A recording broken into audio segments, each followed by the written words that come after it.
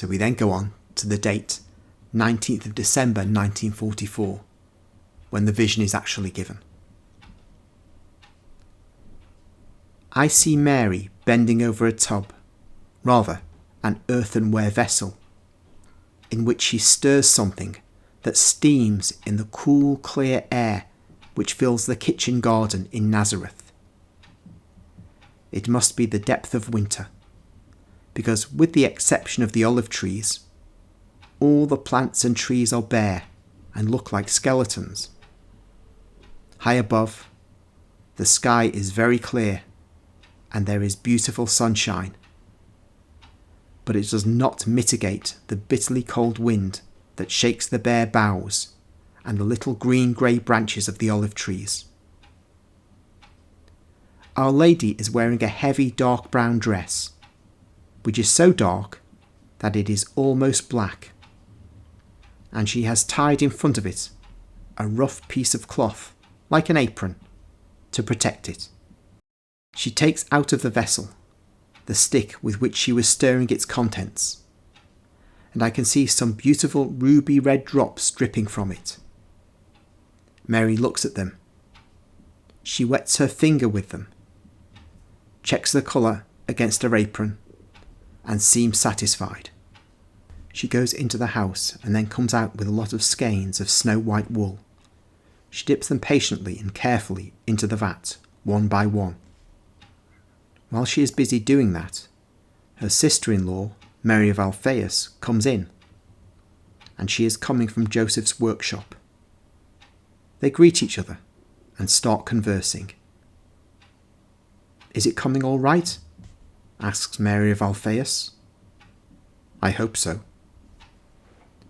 "That Gentile lady assured me that it is exactly the colour, and that it is exactly how they do it in Rome. She gave it to me only because of you, because of the embroidery work you did for her.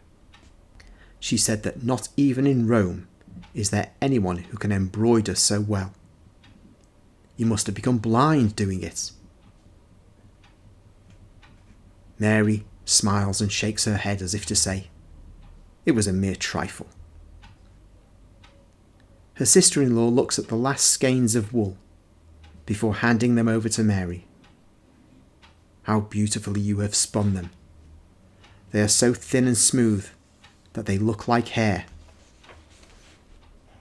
You do everything so well, and you are so quick. Will these last ones be of a lighter colour?" "Yes, they are for the tunic. The mantle is darker." The two women work together at the vat. They then pull out the skeins of a beautiful purple colour, and they run quickly to dip them into the ice-cold water that fills the little vessel under the thin spring of water that tumbles babbling softly. They rinse them over and over again. Then they lay the skeins on canes which they fasten to the branches of the trees. "They will dry very well and rapidly in this wind," says her sister-in-law. "Let us go to Joseph. There is a fire in there. You must be frozen," says our Blessed Lady. "It was very kind of you to help me. I did it very quickly, and without working so much. I'm very grateful to you. Oh, Mary, what would I not do for you? To be near you is a great joy. And then, all this work is for Jesus. And he is such a dear, your son. I will feel that he is also my son if I help you with his feast when he comes of age.